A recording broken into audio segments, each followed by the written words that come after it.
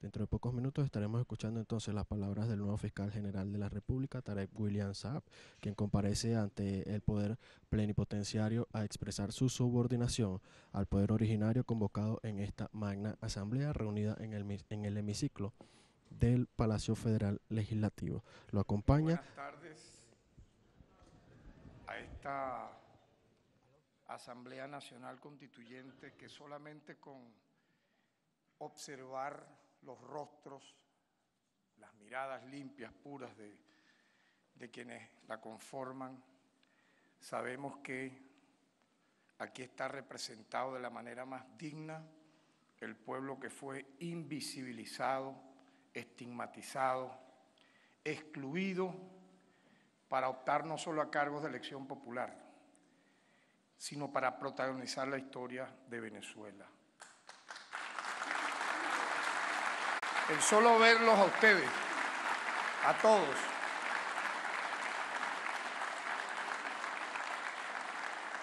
obreros, trabajadores, profesionales,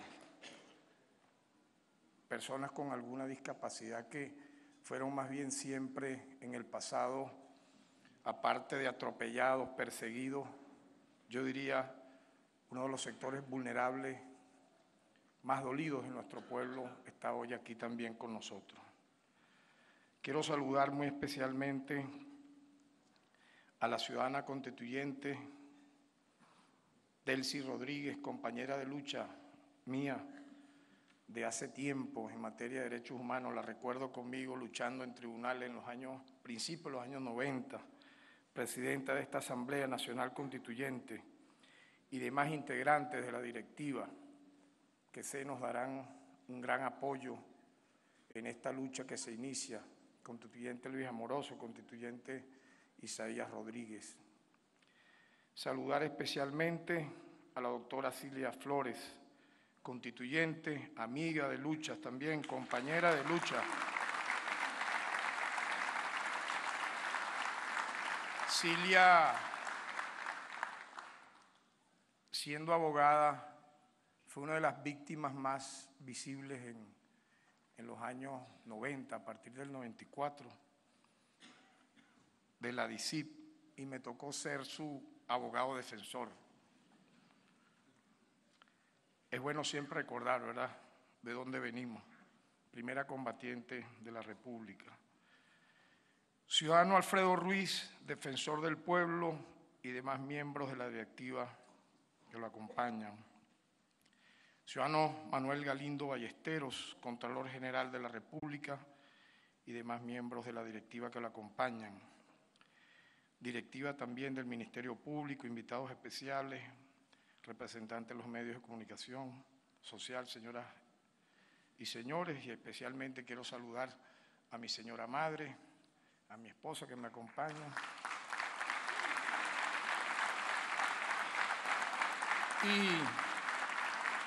y saludar a nuestro pueblo. Siempre es bueno saber por qué estamos aquí el día de hoy.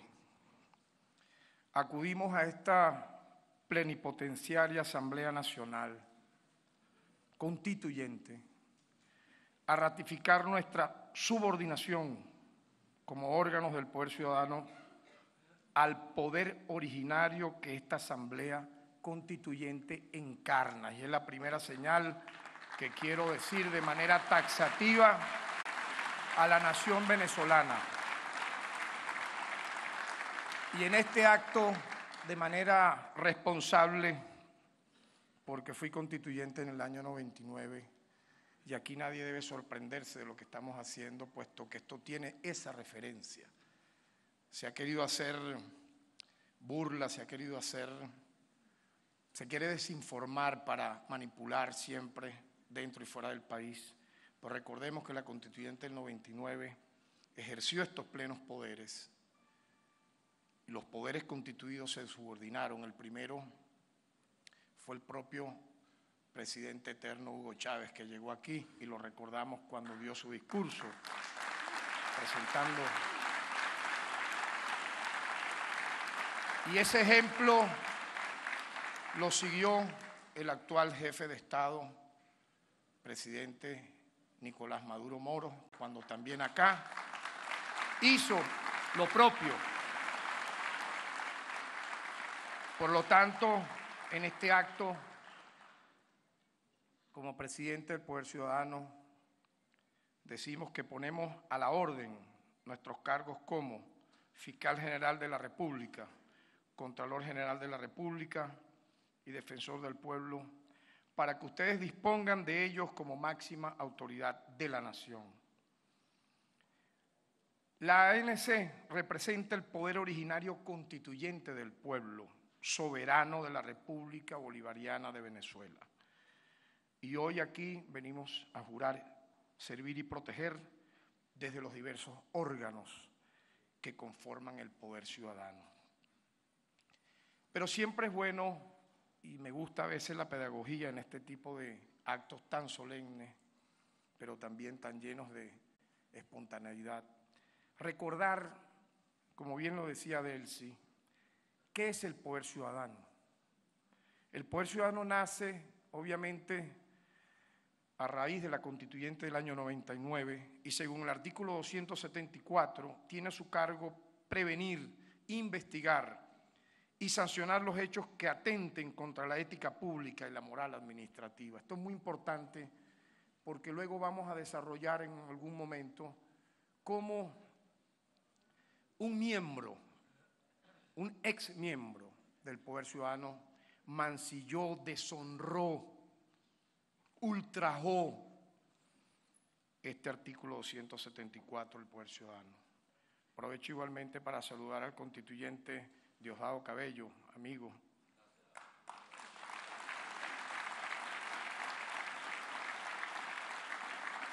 Vean las atribuciones tan importantes del Poder Ciudadano. Velar por la buena gestión y legalidad del uso del patrimonio público. El cumplimiento y la aplicación del principio de la legalidad en toda la actividad administrativa del Estado. E igualmente promover los derechos humanos y la educación como proceso creador de la ciudadanía, así como la solidaridad, la libertad, la democracia, la responsabilidad social y el trabajo. Como ustedes saben, el Poder de los Ciudadanos es un órgano colegiado, cuya máxima, vamos a decir, entidad de expresión es el Consejo Moral Republicano. Lo conforman 3 órganos, cuyas atribuciones están directamente vinculadas con la supervisión del ejercicio del poder público. Un órgano vela por la legalidad, la investigación penal y la buena marcha de la Administración de Justicia, es la Fiscalía General de la República. Otro vela por el correcto uso de los fondos y bienes públicos, la Contraloría General de la República. Y el otro se encarga de velar por el respeto y primacía de los derechos humanos, que es la Defensoría del Pueblo. Por lo tanto, estos 3 órganos que integran el Consejo Moral Republicano son una instancia novedosa, revolucionaria, transformadora, cuyo padre intelectual para ser incorporado en esta Constitución del 99 fue el presidente Hugo Chávez, recordando que en nuestra historia constitucional fue tomada de una propuesta que hizo el libertador Simón Bolívar de crear un poder moral, que tiene como objetivo formular recomendaciones y advertencias a todos los órganos, autoridades y funcionarios y funcionarias de la administración pública sobre el cumplimiento de sus obligaciones legales. Estamos hablando de un poder, yo diría, sin menoscabo de ningún otro poder, y se demostró con creces en abril, mayo, junio, julio, cuando se quiso usar a este poder ciudadano, particularmente dirigiendo una campaña de amedrentamiento, de terrorismo psicológico, de ataque sistemático en contra de nosotros como titular del poder ciudadano, para que en Venezuela, habida cuenta que no pudieron con la violencia desatada de carácter criminal y tampoco pudieron propiciar el golpe militar, pretendieron y fallaron y fallarán que este poder ciudadano se hubiese subordinado a un plan de una potencia imperial para derrocar el Estado venezolano. Hoy venimos a reivindicar esta democracia y a decir que en manos de este poder ciudadano la paz de la República está garantizada. La paz de la República está reivindicada históricamente. Que ningún miembro de este poder ciudadano osará jamás decir una palabra y una acción para desatar aquí una violencia y para derrocar a un presidente electo y legítimamente constituido como es el ciudadano presidente Nicolás Maduro Moro. Lo juro.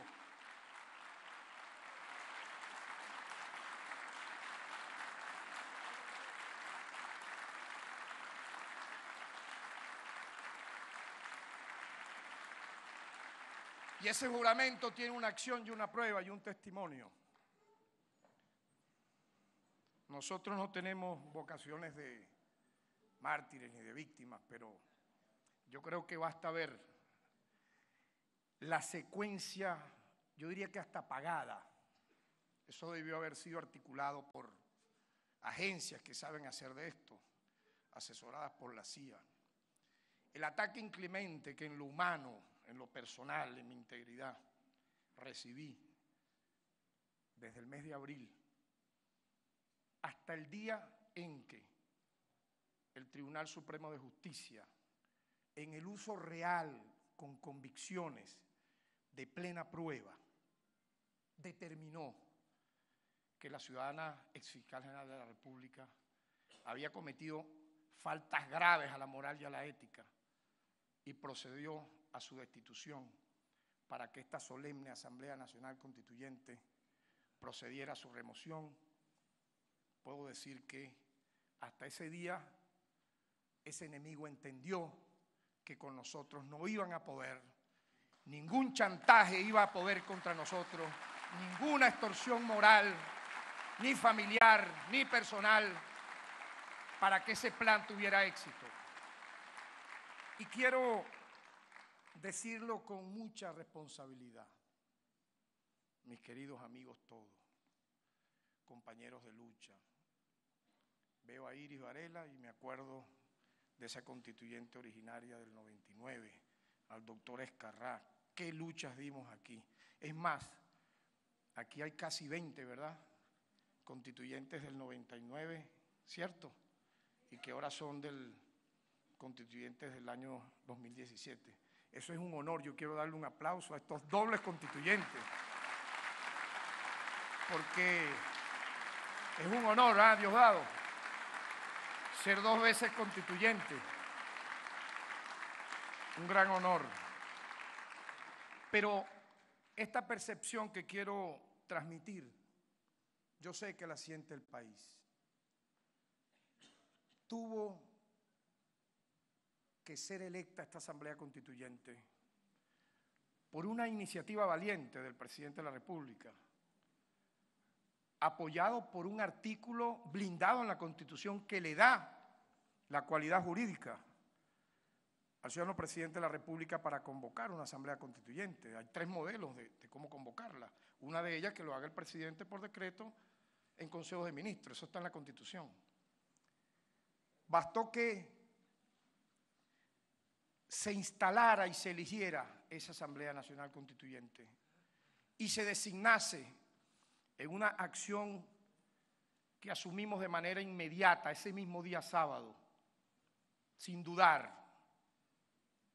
Se decía que íbamos a llegar a la Asamblea Nacional Constituyente con equipos blindados, con tanques, a asaltar el Ministerio Público. Pues todo lo contrario. Yo debo decir que así como el país comenzó a respirar la paz que debemos mantener a partir del día que se instala la Asamblea Constituyente, se remueve a la exfiscal, que voy a decirlo aquí por primera vez. La considero la autora intelectual de cada uno de los muertos y heridos que ocurrió a partir del 1 de abril. En su conciencia pesará cada uno de esos muertos. En su conciencia pesará cada uno de esos heridos.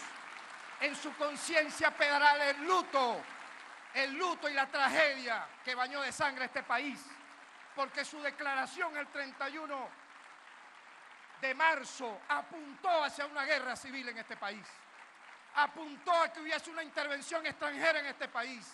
Apuntó a que hubiera una ocupación militar en este país. Yo la denuncio como un agente de la conspiración más terrible que ha vivido esta nación venezolana. La denuncio como la autora intelectual de lo que aquí ocurrió y enlutó a Venezuela. Quedará en su conciencia. Ninguno de sus discursos valen. Ninguno de sus teatros ya valen. Vale la realidad. Porque qué increíble es ver que saliendo por la puerta trasera, luego de haber dado múltiples declaraciones infames, cada una más peligrosa que la otra, cada declaración generaba más muertos y heridos.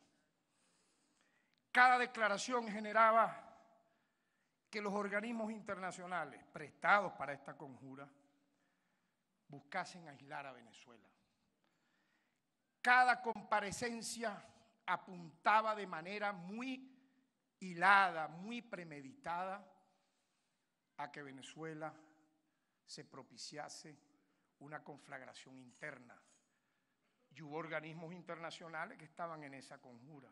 Por ejemplo, yo diría que no la OEA como un órgano colegiado en pleno, pero el titular, Almagro, tendrá que rendir ante la historia también su complicidad en cada uno de los muertos y heridos que hubo en este país. Incluso de los que propiciaron los propios agentes del Estado hasta los particulares encapuchados y los que promovieron los crímenes de odio. Pero vean ustedes la realidad. Bastó que, instalada la Asamblea Constituyente, eligiese un nuevo fiscal general de la República y esa institución ya no está para la guerra y la impunidad. Está para la paz, para la justicia y para la protección de los derechos humanos.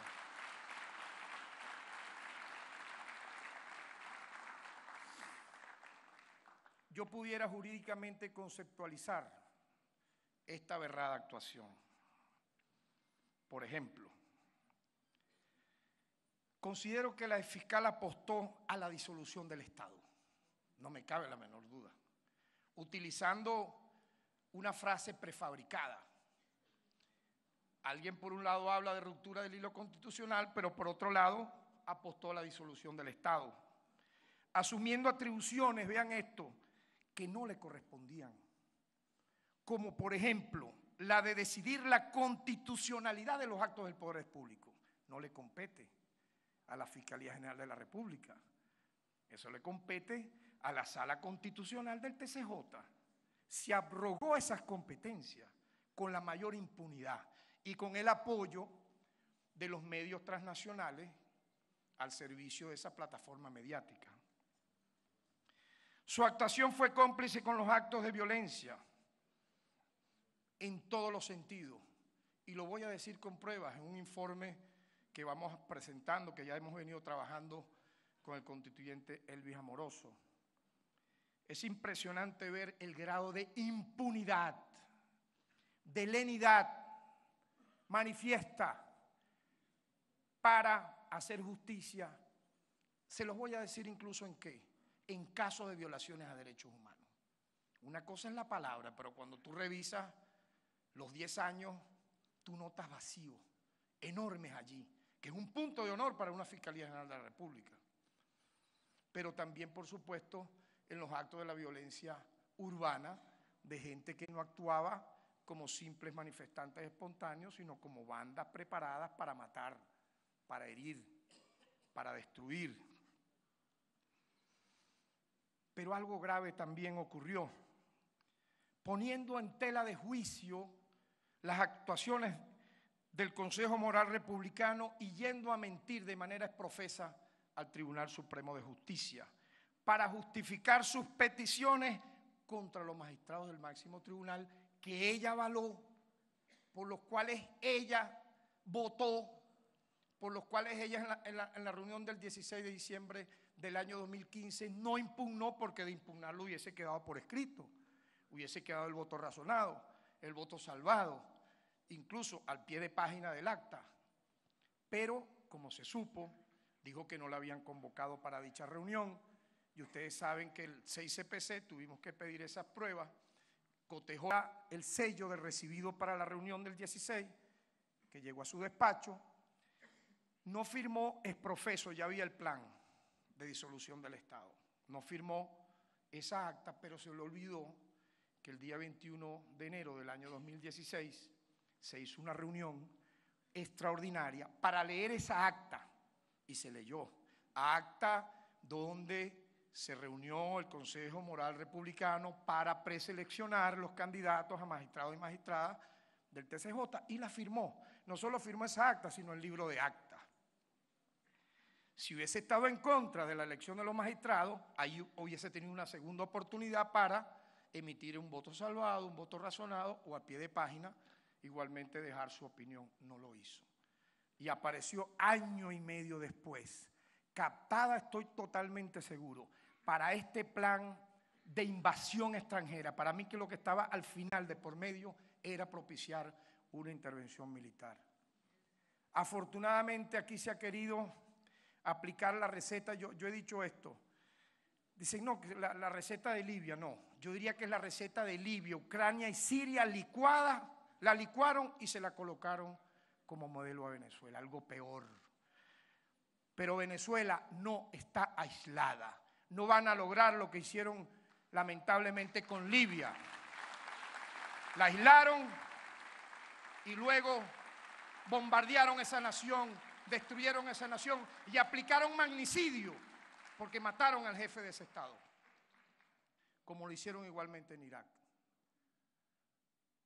Por eso yo alerto, uno que ha conocido un poco de la diplomacia parlamentaria, cuando nos tocó ser presidente de la Comisión de Política Exterior, las superpotencias invasoras, su primer plan para propiciar una invasión extranjera, y allí yo creo que esta Asamblea Constituyente, que está en manos de una persona que ejerció con dignidad el Ministerio de Relaciones Exteriores, la Cancillería, tenemos que atender muy bien la diplomacia a todos los niveles, la personal, la institucional, porque lo primero que busca un imperio invasor es aislar una nación del mundo entero, dejarla sola, convertirla en una especie de isla para luego ir por sus riquezas naturales. En este caso Venezuela, el país con mayor reserva de petróleo del mundo, de agua dulce, de coltán, de gas.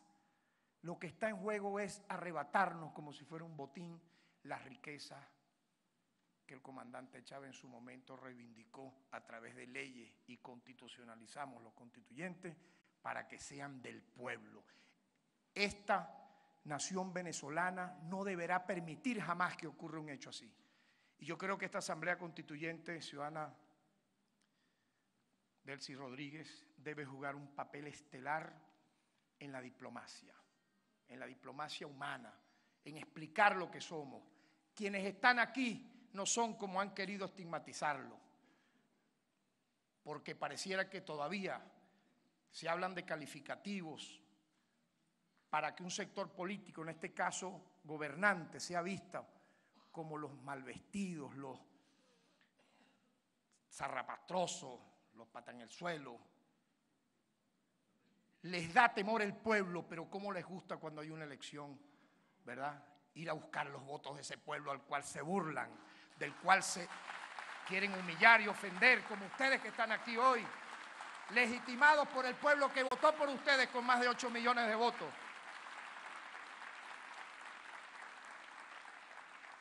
Es una alerta temprana que quiero hacer sobre ese tema. Volcarnos hacia la comunidad nacional, sí, pero también explicar a la comunidad internacional lo que está ocurriendo en este país y por qué llegamos acá. Pudiera agregar de la actuación del anterior Ministerio Público que utilizó la majestad de su cargo para justificar acciones violentas dirigidas a generar ingobernabilidad, aduciendo una presunta ruptura del hilo constitucional. Se hizo una apuesta, ya lo dije, para la impunidad para la ocupación militar y para la intervención internacional. Pero muchísimo más grave, sinceramente se los digo, y quien les habla apenas me permiten, tengo solo 10 días, que parecieran meses, por lo que hemos hecho, trabajando hasta altas horas de la madrugada, todo nuestro equipo, un equipo de gente honesta, de gente digna, que quiere trabajar, que quiere convertir al Ministerio Público en otra cosa.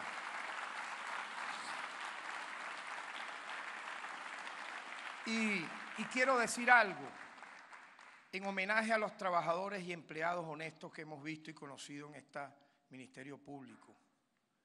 Allí también hay gente valiosa, que se sintió atropellada por esa directiva que allí hubo, que fue marginada. Ahí parecía que el más decente no era el que tenía que trabajar, era el que tenía que tener el escalón más bajo y nunca ascendía.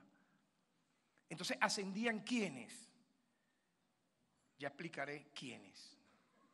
Porque lo que se conformó allí, yo dije en mi primera declaración, recuerdo, si mal no recuerdo, un lunes 7, que el primer indicio que había descubierto yo allí era que funcionaba de manera impune una red de extorsionadores, de chantajistas.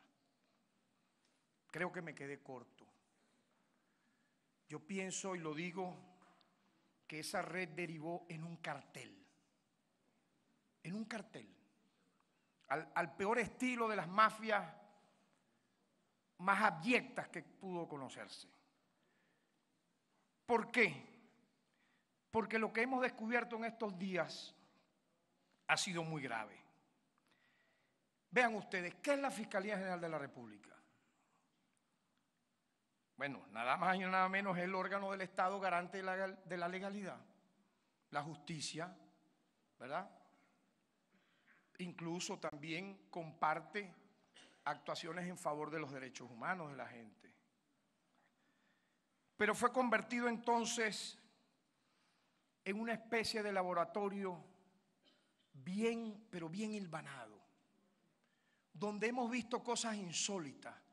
En apenas 10 días, constituyente Cilia, 10 días apenas, nosotros hemos aprehendido a 5 funcionarios del Ministerio Público en flagrancia, intentando cobrar comisiones a personas. Estoy diciendo, no estoy hablando del caso este terrible que fue denunciado por el constituyente Diosdado ayer, no. Me estoy refiriendo a gente que hemos ido capturando, haciendo esto con la peor, diría yo, actitud y conducta. Estoy hablando de abogados, imaginen, un abogado adjunto, o sea, la cuestión empezaba hasta de un abogado así, un fiscal superior, un fiscal auxiliar, un fiscal provisorio, y vamos a investigar. Ustedes saben que mi estilo siempre va a ser ese. Vamos a investigar hasta qué punto estuvo comprometido en todo esto la ex fiscal general de la República. Eso tiene que ser investigado. Porque bueno, si un abogado, hemos capturado abogados cobrando 1,5 millones de bolívares, intentando cobrar. O sea, esto le dejaban el pichache. A los jefes del cartel se reservaban los millones de dólares. Ahora están diciendo por ahí que la firma no era la firma. Pruébelo en un tribunal. Pruébelo en un tribunal. Aquí está la presunción de inocencia. No lo diga en un Twitter, no lo diga en una red social. Usted dice que esa firma no es suya. Preséntese voluntariamente, renuncie usted mismo si es valiente, Germán Ferrer. Renuncie usted, si tiene honor, un poquito a su inmunidad parlamentaria y póngase a la orden de la Fiscalía y de los tribunales. Y no se ponga a escribir Twitter dándosela de víctima cuando usted aparece cobrando millones de dólares. Pruebe usted que esa no es su firma. Usted tiene el deber de probarlo. No decir, esa firma no es mía, pruébelo. Yo decía ayer que para vergüenza del país, un órgano del Consejo Moral Republicano, garante de la moral y de la ética, fue usado para la más abyecta inmoralidad, que es cobrar para torcer el destino de la justicia, traficar con el terrorismo y el miedo que le causaban a personas que inclusive, oigan, no habían cometido delito. Porque hay que verle la cara a alguien que es inocente, que te dice, mira, la fiscalía te imputó, te va a imputar. Sabían que tenía dinero, que podía tener cuentas, desde un comerciante normal en un pueblo hasta alguien con mayor fortuna producto de su trabajo. Y bajo ese terror, imagínate, operaba entonces el cartel en oficinas privadas que están fuera del Ministerio Público, en algunos casos. Otro era peor. Por ahí circula un video de 2 funcionarios del Ministerio Público cayéndose a golpes. Bueno, ahí habría violencia de género femenino contra el masculino, porque la rumba que le da la muchacha al señor, bueno, eso es para que la imputen por violencia de género femenino a lo masculino. Y él muy tranquilo recibía todo ese poco de golpe, una relación sadomasoquista, ¿no? Y le decía, eso no lo mandó Yoconda, la exdirectora del despacho, eso era para mí. ¿Cómo es eso? ¿Dónde está Yoconda? Dicen que está huyendo fuera de Venezuela. ¿Por qué no se ponen a la orden de los tribunales y prueban su inocencia?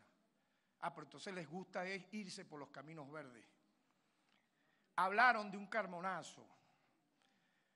Cuando nosotros fuimos nombrados, y debo decirlo de manera sorpresiva, porque incluso yo lo voy a decir aquí, yo me entregué con alma y corazón a la Defensoría del Pueblo. De verdad lo digo, dediqué mis mejores horas, madrugadas, días, y estaba muy, vamos a decirlo, concentrado en esa acción que amo. Y prácticamente horas antes de ser designado, no es que me lo dijeron oficial o extraoficialmente, me asomaron que podía ocurrir hasta que, viendo la televisión, me enteré de la designación y se me dijo, véngase a cumplir esta tarea, y dije, presente, aquí estoy y no le fallaré.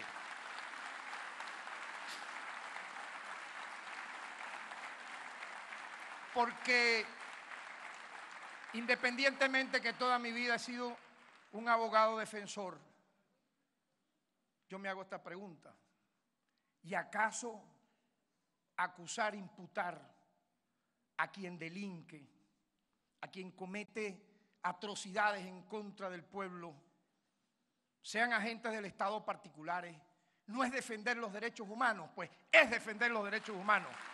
Y la Fiscalía General de la República también hará ese trabajo, la defensa de los derechos humanos del pueblo. A diferencia de lo que era, sorpresivamente uno se encuentra en que fue una industria para imputar y perseguir gente del pueblo. Yo he visto casos dramáticos. Ustedes saben que me tocó recorrer todas las cárceles de este país en los años 90, incluso cuando, siendo presidente de la Comisión de Derechos Humanos, nos nombraron para hacer un informe sobre las cárceles de Venezuela. Y luego con Iris hicimos un trabajo hermoso, pues, en coordinación entre la Defensoría del Pueblo y el Ministerio de Asuntos Penitenciarios. Y da dolor ver, sinceramente le digo, y esto va a ser un reto del Ministerio Público, combatir el retardo procesal que de verdad nos duele en el alma. Pero ¿qué hemos descubierto, Diosdado? Hemos descubierto que muchas de las causas del retardo procesal es que los fiscales no asisten a las audiencias. ¿Por qué? ¿Por qué no asisten a las audiencias? Para que siga preso un hombre del pueblo, una mujer del pueblo, por robarse un celular. Vean estas cosas, o la batería de un carro, ok, está bien, pero no es esa sola la forma de hacer justicia, la sanción. También hay otras alternativas. Ah, pero entonces tú ves gente mucha gente que está por delitos menores y tienen años detenidos. ¿Por qué? Porque se caen todas las audiencias. Entonces siguen detenidos. Díganme los calabozos de las estaciones de policía. Ustedes saben que eso ha sido una de mis preocupaciones. No puede ser que en los calabozos de estaciones de policía, donde no hay para rehabilitarse, donde no hay, como las cárceles formales, para estudiar, para trabajar, para salir al patio, porque son estaciones de policía, calabozos. Hay más de 20.000, casi 25.000 privados de libertad. La gran mayoría con 5, 4, 3, 2 años sin ir a audiencias. Por lo tanto, pido el apoyo de esta Asamblea Nacional Constituyente para ir a fondo a la reestructuración de la justicia en este país.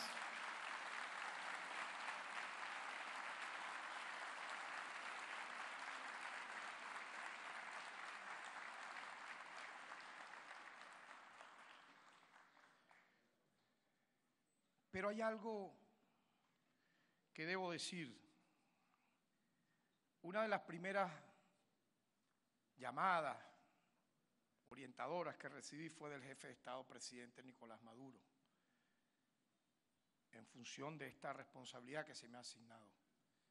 Y me sorprendió cuando me dijo que él mismo, como presidente, le entregó al Ministerio Público pruebas de delitos, de hechos de corrupción, cometidos por personas, pues, prominentes, para su investigación. Y la gran sorpresa es que ese Ministerio Público engavetó la mayoría de esos casos que involucraban a gente poderosa. Yo pudiera presumir ahora que algunos de ellos fue víctima de este proceso, de esta industria de extorsión y chantaje de ese cartel. Es un detalle que dejo para la reflexión. Yo quiero entonces anunciar que vamos a reabrir todos y cada uno de esos casos que estuvieron engavetados y que merece que el país lo sepa.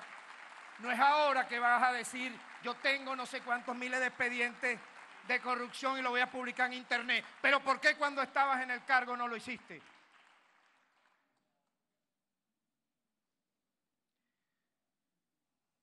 Son cosas que tenemos que decir y mostrar para develar al mundo la verdad y la realidad. Quienes sean solidarios con quienes atentaron contra la democracia y el Estado y convirtieron al Ministerio Público en esta industria ofensiva para traficar con la libertad de las personas y chantajearlas y cobrar. Quienes sean solidarios con esa antigua gestión, lo voy a decir aquí, son cómplices. Son cómplices. Y el país así tiene que identificarlo. Porque lo que tienes que aportar es información. No es que vas a decir, si estamos revelando todo esto, vas a decir, no, solidaridad automática. Ah, claro, porque fue la punta de lanza, esa ex titular y los que la acompañaron, para nada más y nada menos propiciar en este país una situación de guerra. Es más, se ha pasado por la mesa, debajo de la mesa, doctor Escarrá, jurista, Isaías, fiscal valiente, una declaración que para mí fue sumamente grave, gravísima, y no se le dio la debida importancia, debiera replicarse y volverse a difundir. La ciudadana exfiscal le dio declaraciones a The Wall Street Journal, con foto y todo lo demás, para tirar ya directamente la línea de ataque a la guerra civil en este país. Cuando siendo fiscal general de la República dijo, no se le puede pedir o reclamar a un manifestante que propicie violencia, es decir, que mate, que queme. Vean esto, no se le puede perseguir prácticamente. no se le puede culpar si el Estado comete esos mismos delitos. ¿Cómo es posible que la titular de un ministerio público vaya a decir algo tan semejante como eso? Es decir, que si un agente del Estado mata y va preso por ello, ¿verdad? Entonces los particulares todos tienen que ir a matar. Algo así.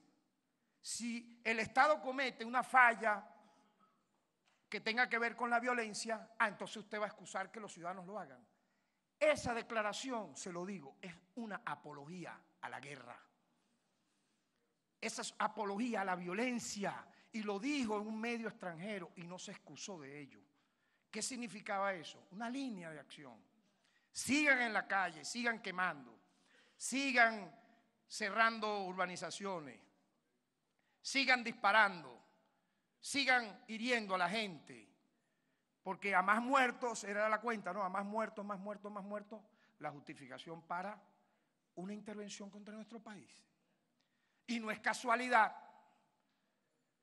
que un representante de la potencia militar más poderosa del mundo, de la manera más irresponsable, salvando países que no quiero mencionar por respeto en este momento, que sí son estados no fallidos, son estados ultra fallidos, los tratan con guantes de seda y de pronto lanzan el calificativo hacia Venezuela como estado fallido. Ojo, eso no son declaraciones tiradas al voleo, porque cada vez que se hace una declaración como esa es ir armando el dibujo para justificar la ocupación militar. Pero hubo un antecedente. La titular del Ministerio Público, cada declaración iba hacia ese objetivo. Sin embargo, creo que es mi deber, en función de la denuncia hecha por el ciudadano constituyente Diosdado Cabello y creo que 15 colegas de esta sala, Pedro Carreño, entre otros, Iris Varela, hicieran. Vean ustedes, hay algo ya concreto. Inmediatamente nosotros instruimos a nuestros directivos y designamos, media hora apenas que se retiró la comisión constituyente, ya estaban designados 2 fiscales, uno con experiencia en delitos de corrupción y otro en legitimación de capitales. A través de orden de allanamiento en la urbanización Altamira se logró la aprehensión del ciudadano Luis Sánchez Rangel, fiscal auxiliar de la Fiscalía 55 Nacional Plena. Allí la Policía Nacional contra la Corrupción va a iniciar una revisión de la vivienda en presencia del fiscal 73 Nacional con competencia en legitimación de capitales. Por cierto, estaba en la casa de una juez jubilada que tendrá que explicar. Esta juez jubilada, por respeto, es una dama, no voy aquí a nombrarla, tendrá que explicar qué hacía este sujeto extorsionador de oficio en su casa. Ya nosotros le hemos dado a través de los fiscales las plenas garantías para que colabore y diga, informe pues, de los delitos en los cuales ha sido involucrado y que aporte información importante. Y hasta este momento ha dicho que está presto a colaborar. Vamos a ver hasta dónde llega su buena voluntad, pero es un deber de él hacerlo. Colaborar con la información y aportar nombres. Igualmente, hay otro detenido, ya estaba detenido, José Rafael Parra Saluso. Él es un abogado penalista, dueño del escritorio jurídico Parra Saluso y Asociados. Fue detenido en el SEBIN, por el SEBIN, lo presentaron en una audiencia, ¿verdad? El fiscal 73 del área metropolitana de Caracas. Y este ciudadano, es bueno recordar, quiero explicarlo,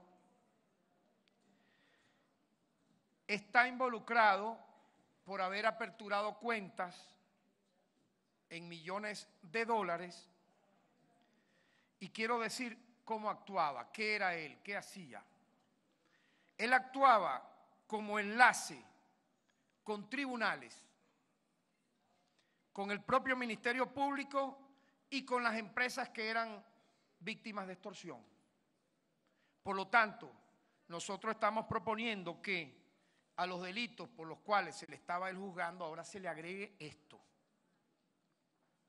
porque era el operador experto dentro de esta red descubierta que apenas es una, ¿no? Esta es una. Aquí yo estoy seguro que van a venir más casos. Este no va a ser el único. Pero vean ustedes aquí un detalle, ¿no? El fiscal quinto 55 nacional se llama Pedro Alexander Lupera Serpa. Aparece abriendo cuentas con Germán Ferrer. Pero me llama la atención lo siguiente. Este fiscal 55 nacional con competencia plena, la ex titular del Ministerio Público le entregó los casos más emblemáticos, entre comillas, que ella dice estaba investigando, que son Odebrecht y PDVSA. Yo me hago la siguiente pregunta. ¿Cómo usted va a confiar en un exfiscal extorsionador, corrupto, que abre cuentas en millones de dólares en el extranjero a casos de Odebrecht y PDVSA? Y que las cuentas las abre con su esposo Germán Ferrer. Explíquenme cómo usted le va a entregar a alguien así esto. ¿Cuál es la explicación que uno pudiera inducir? Bueno, que este fiscal Pedro Alexander Lupera era el brazo ejecutor para extorsionar gente vinculada a PDVSA o a Odebrecht. Porque ¿cómo es posible que para estos casos tú tienes que poner a alguien incorruptible, intachable? Entonces el fiscal que estaba investigando estos casos aparece abriendo cuentas conjuntas en las Bahamas con el esposo del exfiscal. Y ahí están las pruebas originales. Pero hay otro detalle. Este Pedro Alexander Lupera Serpa fue asistente de la exfiscal cuando ella era fiscal sexta. Es decir, que es una compañía anónima, ¿verdad?, que venía trabajando ya desde hace años, porque ella fue fiscal sexta, si mal no me equivoco, en el periodo correspondiente a los años 2000-2007. Por lo tanto, es un detalle. Se presume que este Pedro Lupera está fuera del país. Ya estamos nosotros solicitando a Interpol, por estos delitos que están aquí tipificados, que este exfiscal Lupera se ha puesto a la orden de los tribunales competentes de nuestro país. Por lo tanto, en vista de todo esto, de lo que hemos encontrado en apenas estos días, nosotros estamos en la responsabilidad de devolverle la honorabilidad al Ministerio Público, a darle el lugar que se merecen los funcionarios honestos que allí están, que merecen ser reivindicados, porque este grupito no va a mancillar la honorabilidad del Ministerio Público. Debemos devolverle esa honorabilidad, esa majestad, haciendo, obviamente, reivindicación a quienes trabajan, buscándole dar un giro a la acción penal, que se había conformado en castigar y sancionar a los más pobres y ser complaciente con los muy poderosos que finalmente eran objetos, ¿verdad?, de la extorsión y del chantaje, pero algo más grave, inclusive siendo estas personas de fortuna inocentes. Un detalle bien importante. No es que chantajeaba y extorsionaba a los poderosos delincuentes, sino a poderosos inocentes. Entonces, aquí estamos hablando de una integralidad abyecta que debe ser por nosotros desterrada. Haremos también una transformación profunda, humanizadora, del sistema penal, para rescatar el principio de buena fe en las actuaciones del Ministerio Público, buscar esclarecer la verdad de los hechos como principio de actuación institucional. Pero hay algo importante. Hemos venido a abrir las puertas del Ministerio Público a la gente. Que la gente vuelva al Ministerio Público y no se sienta maltratada, humillada, pateada. Porque aquí voy a confesar algo. Miren, cuando nosotros asumimos la Defensoría del Pueblo, yo creo que eso es público y notorio. Yo pienso, no sé, creo que era la institución más invisible del Estado venezolano. Y muchas veces me dicen, oye, tú eres defensor del pueblo, ¿qué? Defiéndeme, ¿qué? ¿Tú eres qué? Superman, ¿no? ¿Qué hace eso? Y la confundían con la defensa pública, porque fueron años de inacción y de estar en las catacumbas. Ese esfuerzo que hicimos por levantarle el prestigio a la Defensoría del Pueblo, de acercarla a la gente, que la gente fuese a denunciar sin miedo, sin temor, con apenas 700 funcionarios, mis queridos amigos, de los cuales solo 200 estaban en el terreno o están en el terreno luchando por la defensa de derechos humanos de 30 y tantos millones de venezolanos. A mí en algún momento la extitular del Ministerio Público, yo comentándole esta desesperación, oye, solo tenemos 200 funcionarios para estar en el terreno y atender y proteger a tanta gente. ¿Cuántos funcionarios tiene el Ministerio Público? No, nosotros tenemos un poco menos de 3.000 personas.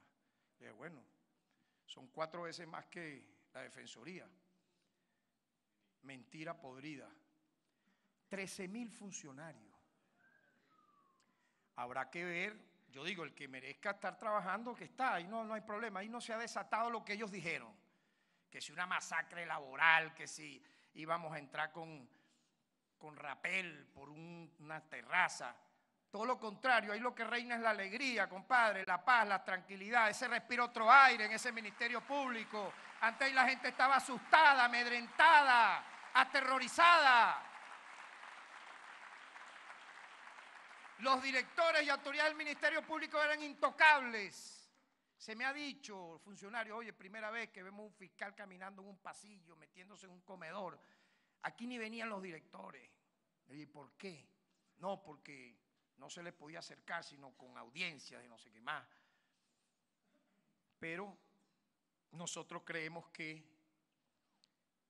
ese trabajo que se hizo en la Defensoría, en función de protagonizar, de darle prestigio a una institución, de ponerla al servicio de la gente, de toda tendencia política, porque las instituciones del Estado son para todos y todas. Yo estoy seguro que mi compañero de lucha, de sueño, Alfredo Ruiz, lo va a reivindicar y él merece también el apoyo de todos ustedes, porque no es fácil. La institución Defensoría del Pueblo es una institución, ustedes saben, muy modesta, pero merece también el apoyo de todos. Yo pienso entonces que esa gestión de puertas abiertas, y esa es una señal que ya se está viendo. ¿Ustedes sabían que la oficina de atención a la víctima estuvo cerrada? Eso es algo increíble. Desde el mes de abril cerraron la oficina de atención a la víctima y solo se atendían selectivamente casos. ¿Por qué? ¿Será que las víctimas de la violencia urbana, de los encapuchados o no sé, tantos delitos que se estaban dando en esos tiempos, como que no operaba que la gente fuera a poner ahí su denuncia? Porque yo voy a decir lo siguiente, y ahí tengo el pleno apoyo del presidente de la República, Nicolás Maduro. Agente del Estado que mancille su uniforme y le viole los derechos humanos, agente del pueblo, no será jamás quedado en la impunidad. Habrá justicia. Aquí no es que hemos venido al Ministerio Público si no lo hicimos como defensor del pueblo. ¿Cuántas veces no trabajamos juntos con ustedes casos como esos? Yo puedo recordar un caso emblemático, muy doloroso, la masacre de Barlovento. Ahí estuvieron involucrados, lamentablemente, de manera individualizada, oficiales del ejército. Y yo lo dije públicamente, el principal colaborador que tuve para que esa investigación llegara hasta el final con sabotaje del Ministerio Público. Y las mismas víctimas nos decían, no nos abren las puertas del Ministerio Público, nos están negreando. Fue la Defensoría del Pueblo. Y al final, ¿qué ocurrió? Casi 18 privados de libertad, entre ellos un teniente coronel, un mayor y un capitán. Esa línea continuará en favor de los derechos humanos de este país. Y ya para terminar, disculpen si me he extendido, quiero dejar algunas propuestas muy breves.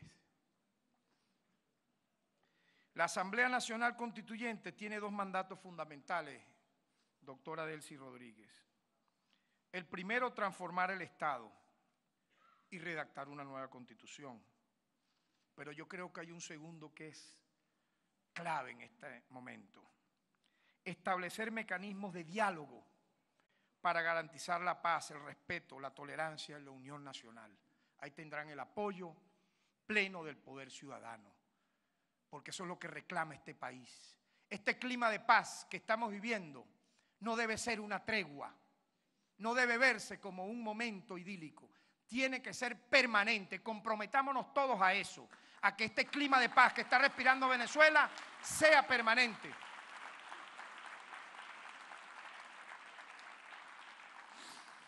Creemos que desde la ANC se debe abrir espacios de consulta y participación con todos los sectores en todos los estados y comunidades para ampliar el catálogo de reconocimiento de derechos humanos.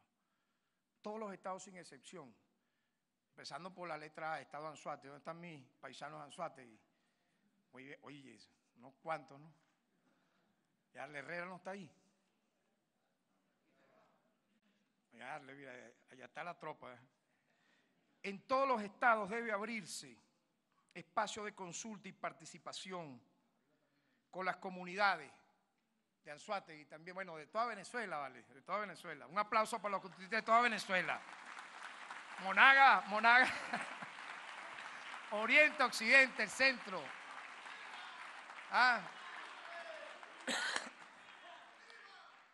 Todos sin excepción.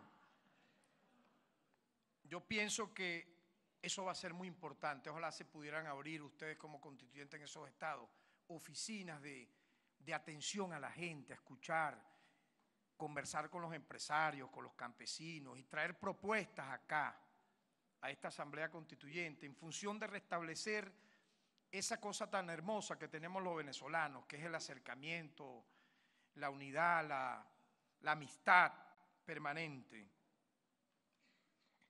Nosotros hicimos una propuesta que queremos materializar, ciudadana presidenta. Queremos tener una iniciativa, vamos a decirlo así, constituyente, que es presentar un anteproyecto que incluya, tanto en la Constitución como en la legislación, ya yo lo había dicho, si mal no me equivoco, en el mes de mayo,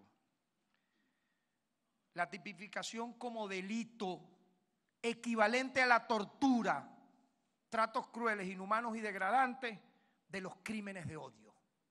Basta ya de que una turba se agrupe en mafia criminal para saherir, atropellar, humillar, ofender de palabra o de hecho a un ser humano porque piense diferente a él y termine matándolo y quemándolo y quede impune. Basta de que eso ocurra aquí. Para mí, ese tipo de delitos se equipara a los más aberrantes delitos. Por supuesto, cuando es homicidio, bueno, estamos hablando ya de lo más grave. Pero es que algunos lamentablemente quedan heridos de tal manera, mortalmente, que sinceramente muchos quedan lisiados, han quedado desfigurados. Y qué repugnante, mis queridos amigos, es saber que de todos estos casos, la Defensoría tenía en aquel momento cuantificados 6 homicidios por crímenes de odio y 30 heridos. uno solo había tenido una apertura de investigación penal y se quiso hacer de ese caso, que es el de Orlando Figuera, burla, disminuirlo para que no fuera un crimen de odio, sino se viera, no, a él lo lincharon porque supuestamente se robó un celular. Para justificar entonces el linchamiento. Significa que aquí esa declaración fue tan grave que prácticamente pretendió legalizar la justicia por mano propia, o sea, volver al código de Hammurabi, ojo por ojo y diente por diente. O sea, cosas como esas se llegaron a decir. Es como que decir, bueno, mira, si matan a alguien que es pro gobierno o presume ser militante, revolucionario o es un policía, ¿cuántos no fueron quemados y golpeados porque fueron vistos como policías o guardias nacionales? Entonces, como es así, bueno, no importa, play. Pueden lincharlo, porque después pueden decir, no, es que estaba robando. ¿Quién dijo que porque supuestamente alguien pudiera estar robando, usted va a caerle a patadas, a puño, a palos, a batazos y luego quemarlo vivo? Pero muchos casos no eran donde se presumía que supuestamente están robando. Simplemente era porque los reconocían como militantes progubernamentales. Pero es que no vale para ninguno, ni para que fuese de la oposición o militante pro gobierno. Pero da la casualidad, me llama la atención, que todos estos casos de crímenes de odio se direccionaron en contra de presuntos militantes o proclives o afectos al gobierno. Es decir, del sector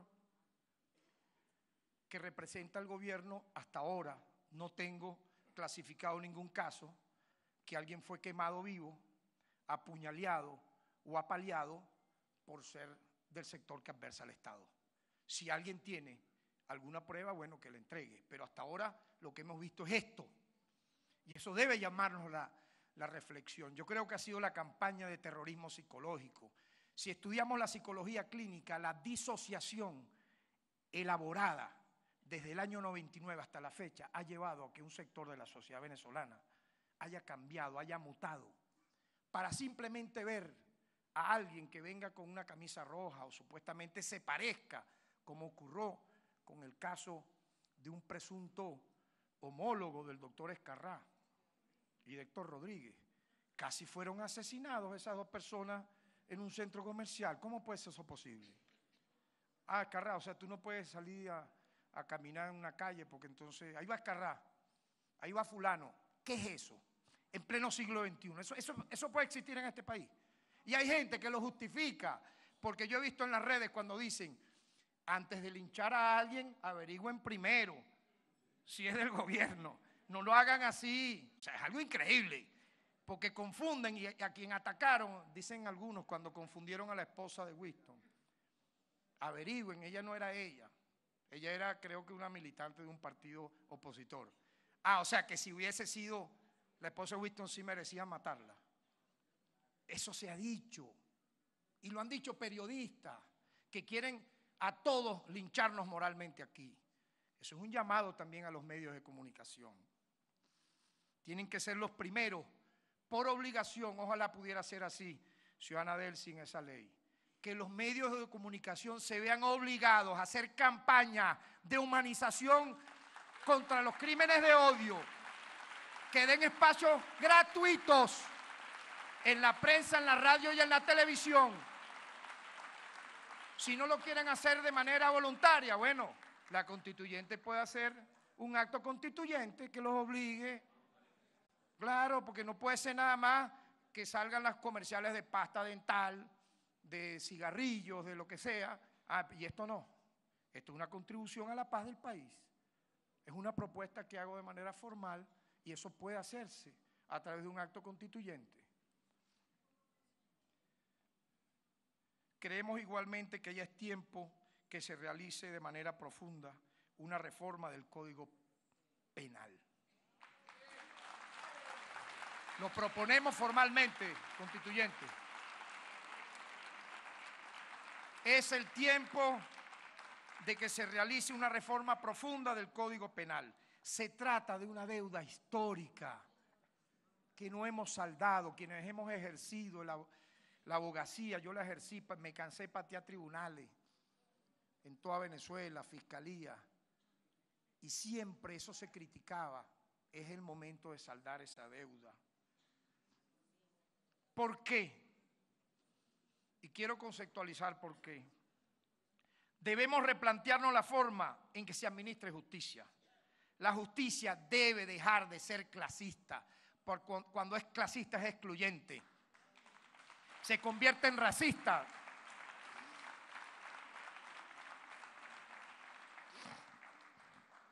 Las penas deben dejar de ser los castigos. Esto es muy contundente lo que quiero decir. Las penas deben dejar de ser los castigos. Las medidas cautelares deben dejar de ser la excepción. Se supone que hay penas de pena, pero no puede ser esa siempre la regla para todo. Entonces las medidas cautelares, no, bueno, excepcionalmente no. Vamos a invertir eso con justicia, con justicia. La primacía de los derechos humanos debe estar presente en todo el sistema de justicia, en todos los centros de detención y cumplimiento de pena. La sanción es parte esencial del sistema penal, pero también lo deben ser, y Iris sabe de eso, la redención de la pena, la rehabilitación de las personas privadas de libertad, de haber un acompañamiento posterior a la pena para garantizar la reinserción de esta población y reivindicar a las víctimas. Yo le veo los ojos aquí a Luis Durán y me conmuevo. Luis, de verdad. Constituyente luego de que un hijo fuese asesinado por las guarimbas del 2014, y qué horror me ha dado ver que no hay una sola acción de investigación para reivindicar el caso de Durán, que simboliza, ¿verdad?, lo que ocurrió de alguna manera en las guarimbas del año 2014. Igualmente, y esto de verdad me satisface como defensor de derechos humanos, el 7 de agosto, cuando dimos nuestra primera rueda de prensa, yo mostré una cifra que no voy a calificar, solo voy a enumerarla, de aproximadamente 80 casos que, teniendo un conflicto de competencia entre la jurisdicción militar y la jurisdicción penal ordinaria, por la cualidad del delito, a veces eso ocurre. Conoce la jurisdicción penal ordinaria y la jurisdicción militar. Nosotros hemos dicho, porque fue un avance constituyente del 99, que cuando eso ocurra debe haber la primacía de que pasen a la jurisdicción penal ordinaria. Obviamente hubo un desastre de que el Ministerio Público desapareció durante los meses de abril, mayo, junio, julio y agosto, y bueno, de pronto ocurrieron estos eventos que deben corregirse, y nosotros estamos proponiendo que esos casos sean devueltos obviamente a la jurisdicción penal ordinaria. Y debo saludar y reconocer el apoyo prestado a esta petición que se la conversé al ciudadano presidente. Y él fue mucho más allá.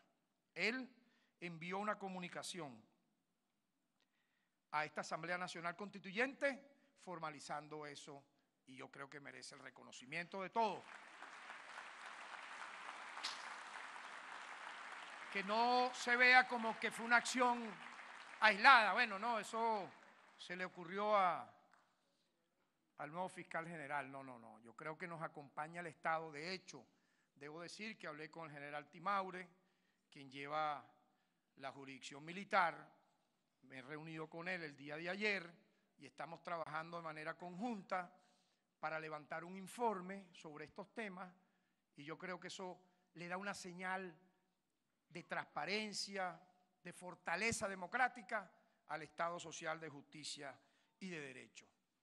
De esta manera, mis queridos amigos, he querido hacer este solemne acto donde entregamos nuestros cargos a esta solemne Asamblea Nacional Constituyente, en la esperanza de que el pueblo los está mirando con mucha atención. Venezuela y el mundo, por más que digan las campañas más abyectas dicterios en contra de esta asamblea, calificándolas de las peores patrañas. Pero fíjense cómo todo se cae por su propio peso. ¿Cuál ha sido la excusa para decir que supuestamente ustedes son írritos y ilegítimos, etcétera? ¿Cuál fue? Esa es la principal. De que el poder electoral que las organizó supuestamente era írrito y tenía los peores calificativos. Qué gran sorpresa saber, y yo creo que fue una acción de talante democrático del Estado venezolano, ¿verdad?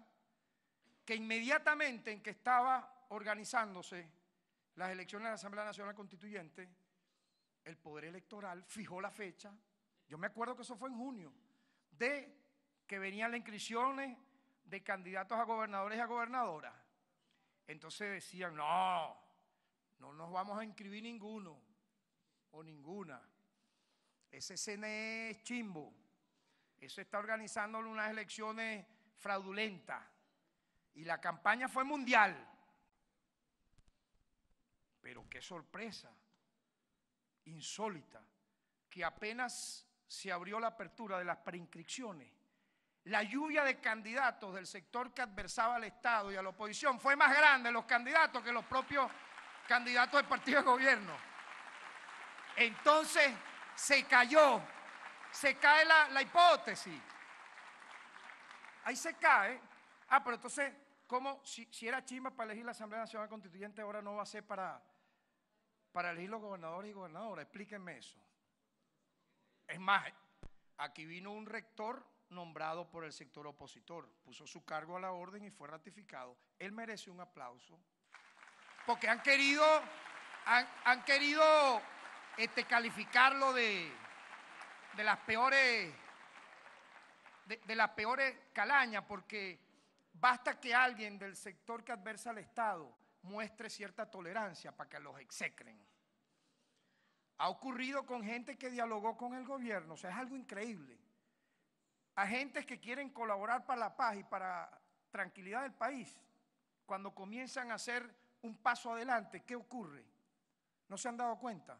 Los execran, los excluyen, siendo inclusive opositores extremos, pero basta que quieran ser tolerantes y quieran conversar con el presidente o con las autoridades del Estado. Pero tú hablas con Tarek William, tú eres un traidor.